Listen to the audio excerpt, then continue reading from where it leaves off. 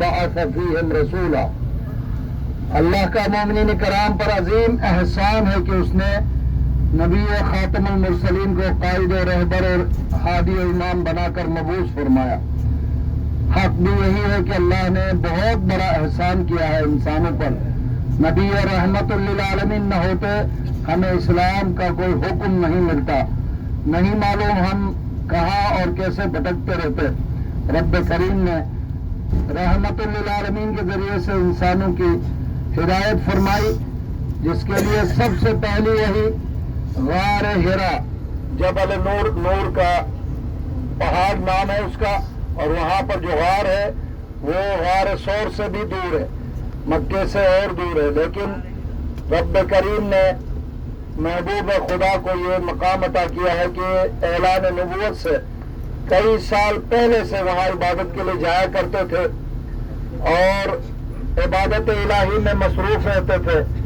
اگر تاریخ میں کوئی ان کے ساتھ اس غار میں عبادت میں مصروف رہے، دو شخصیات کا نام ملتا ہے، یا خدیجہ طاہرہ سلام اللہ علیہا، یا مولا کائنات امیر المؤمنین علی ابن ابی طالب علیہ الصلوۃ والسلام۔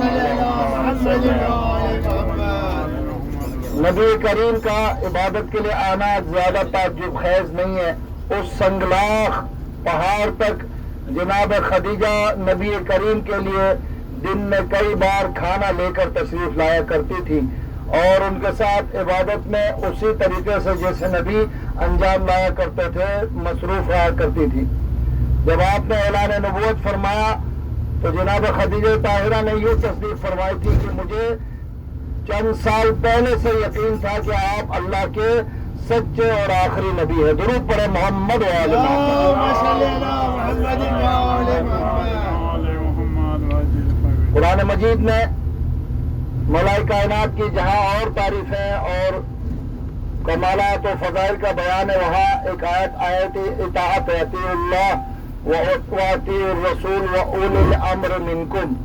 تو اولی الامر منکم مولا کائنات رسول اکرم کے بعد سب سے بڑے صاحب امر، ابو الائمہ، سردار اولیاء، امیر المؤمنان اور امام المتقین علی ابن ابی طالب علیہ الصلوۃ والسلام۔ باواز بلند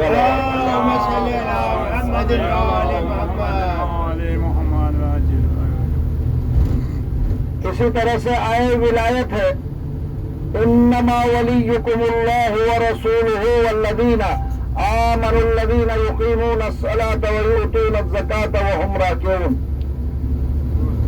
یقیناً کلمہ حسریہ ہے، صرف اللہ تمہارا رب اور مولا واقع ہے، اس کے رسول تمہارے مولا واقع ہے، اور وہ ہیں جنہوں نے سب سے پہلے نماز ادا کی اور ایمان لائے اور حالت رکوع میں زکوٰۃ ادا کی۔ یہاں جو دوسری نشانی ہے نماز ادا کرنے کا، اسی غار حرا میں رسول اکرم کے پیچھے سب سے پہلے نماز پڑھنے والے، جو تقریر کر رہا ہے اسے مائک دیتا ہوں، تقریر کرے بسم اللہ، اللہم صل علی محمد وعجل فرجہ۔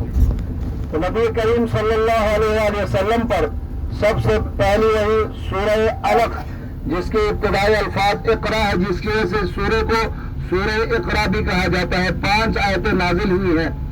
افسوس ہے مسلمانوں پر، نبی کریم کو ان پڑھ اور نعوذ باللہ لکھنا پڑھنا نہیں جانتے تھے۔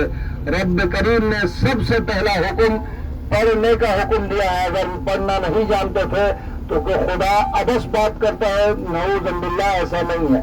بسم اللہ الرحمن الرحیم، پہلی وحی، اقرأ بسم ربک الذی علق، اے میرے حبیب اس کے نام سے پڑھ جس نے تجھے خاص میعاد سے خلق فرمایا ہے۔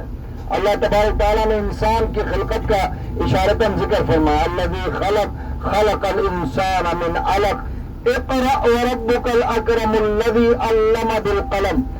علم، لکھنا، پڑھنا، ان چیزوں سے متعلق قلم کا ذکر ہے، اس رب کے نام سے پڑھ جس نے لکھنے کے لیے قلم عطا کیا ہے۔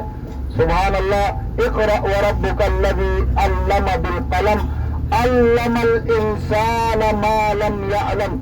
رب کریم کا احسان ہے، ہم نے خاص انسان یعنی نبی کریم کو ہر وہ چیز بتائی جو نہیں جانتے تھے. ظاہر ہے علم کل کا مالک رب کریم ہے. نبی کریم اور ائمہ جن کو خدا جو علم دیتا ہے اس کے مالک ہوتے ہیں. بے شک سب سے عالم سب سے افضل مگر جو علم اللہ دے وہی کمال کا علم ہے.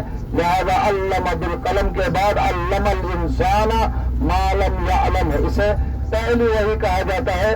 اور نبی کریم جب تشریف لائے ہیں ان آیات کو تلاوت کرتے ہوئے جناب خدیجہ طاہرہ نے بشارت دی ہے کہ میں پہلے سے جانتی تھی کہ آپ اللہ کے نبی ہیں.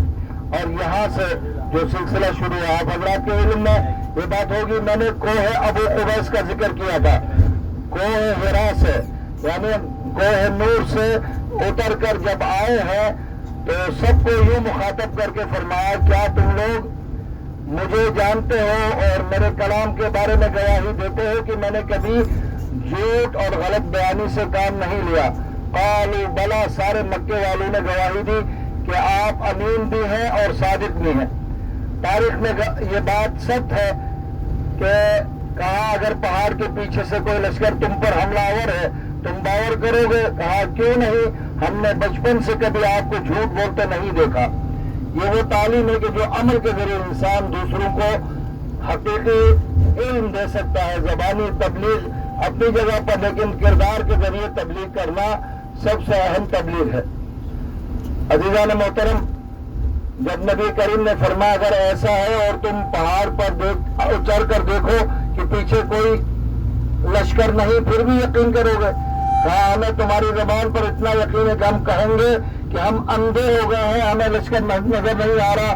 محمد سچ فرما رہے صلی اللہ علیہ وآلہ وسلم. صلوات اللہم صلی علی محمد وآل محمد. اب اس کے بعد نبی کریم پر ظاہر ہے یہ پیغام دینے کا اور دین پہنچانے کا عمل اتنا سنگین تھا کہ خود خدا نے فرمایا جب حالات سازگار ہو گئے, اسلام پھیلنے لگا, پیغام الہی لوگوں تک کما حق پہنچا دیا گیا اور لوگ گروہ در گروہ اسلام میں داخل ہونے لگے, تو نبی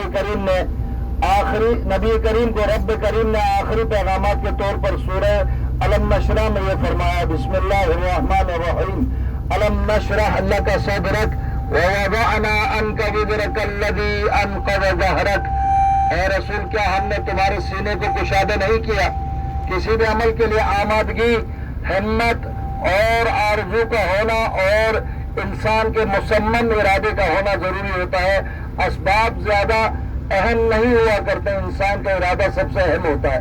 لہذا نبی کے ارادے کو مستحکم کرنے کے لیے, پیغام کو پہنچانے کے لیے شرح صدر ہوا, نبی کو ہمت عطا کی گئی اور دشمنوں کا مقابلہ. جب نبی نے اعلان نبوت فرمایا, یہی لوگ جو آپ کو صادق و امین سمجھتے تھے آپ پر پتھر برسانے لگے, آپ کو لہو لہان کیا جاتا, آپ کے راستے میں کانٹے بچھائے گئے اور آپ کے جسم اطہار پر کوڑا کرکٹ پھینکا گیا.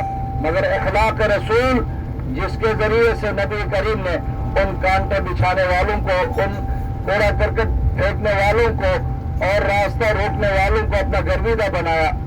نبی کریم کی اس اخلاق کی تعریف کرتے ہوئے رب کریم فرماتا ہے اے حبیب اگر آپ سخت دل ہوتے تو یہ سارے مکے والے یہ افراد تم سے منتشر ہو جاتے, تتر بتر ہو جاتے, لیکن تمہارا یہ اخلاق تھا کہ جس کے ذریعے سے یہ لوگ تمہارے گرویدہ ہوئے.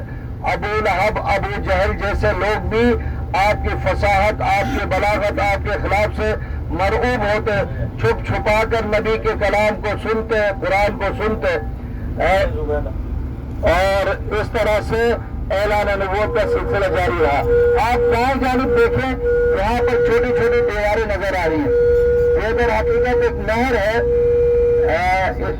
خلفاء میں, امیروں اور حاکموں میں ہارون الرشید کا نام بہت مشہور ہے, جس کی زوجہ جناب زبیدہ خاتون,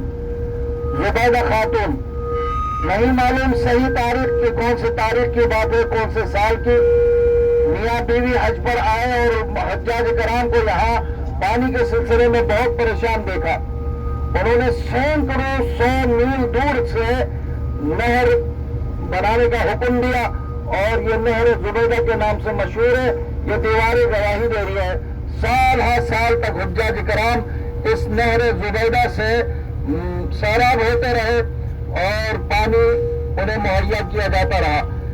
چند سالوں پہلے تک یہ صحیح و سالم تھا، لیکن جب سے یہاں پائپ لائن اور پانی کا بہترین انتظام ہوا ہے اب یہ سلسلہ ختم ہوا ہے. تو جناب زبیدہ اہل ایمان میں سے تھی اور واقعہ مشہور ہے بہلول کا کہ جناب بہلول دانا ایک جگہ بیٹھ کر ریت کے اوپر نشان بنا کر جیسے پلاٹ کی تقسیم کی جاتی ہے، زمین تقسیم کی جاتی ہے. جناب زبیدہ نے سوال کیا ہے بہلول کیا کر رہے ہو؟ کہا جنت کے باغات تقسیم کر رہا ہوں. حضرت زبیدہ نے کہا کیا مجھے بھی کوئی باغ دو گے؟ کہا اس کی قیمت آپ کے گلے کا ہار ہے. شہزادی ہے اور گلے کا ہار ہماری طرح آرٹیفیشل لینے والوں میں سے تو نہیں ہے. بہرحال خلاصہ یہ کہ جناب زبیدہ نے اپنا قیمتی ہار دیا اور بہلول سے کہا مجھے ایک جگہ الاٹ کر دو. بہلول نے کہا جاؤ میں نے تمہیں جنت میں باغ دیا. کہا جاتا ہے کہ ہارون خواب میں دیکھتا ہے. ہاں یہ خواب تو پورا کروں کہ نہیں. حضرت زبیدہ کو کہتا ہے کہ میں نے خواب میں دیکھا کہ آپ جنت کے باغ میں تھی. واقعہ بیان کیا. اچھا روک کر یہ کہتا مسجد مشعر الحرام، مسجد مشعر الحرام یعنی مزدلفہ کی مسجد ہے. یہاں بھی اسی طرح دروازہ بند ہے، آپ زیارت کریں باہر سے، اور یہاں باہر بھی جگہ پڑھنے کی نہیں ہے نماز، لہذا ہم اس کی زیارت ہی کر رہے ہیں. پروردگار آپ کے آنے کو، آپ کے قیام کو اور آپ کے مزدلفہ کی عبادات کو قبول فرمائے. بآواز بلند صلوات. اللہ مسجد مشعر الحرام یعنی یہ مزدلفہ ہے جہاں سے ہم گزرے ہیں اور یہاں سے ہم لوگ مینا کی طرف گئے ہیں.